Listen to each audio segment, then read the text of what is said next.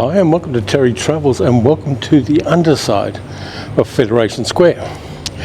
I'm currently beneath Federation Square and I'll show you where it is. It's up there and I'm waiting to get the train to Windsor because I picked the worst day of the year to travel through the city of Melbourne.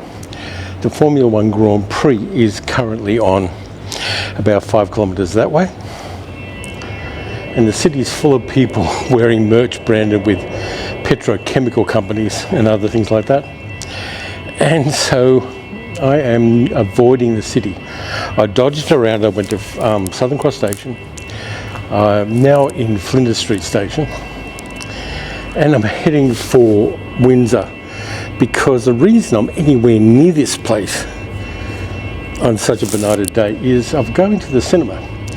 First Cinemaniac session for 2026 to see The Witches of Eastwick with a bunch of movie buffs.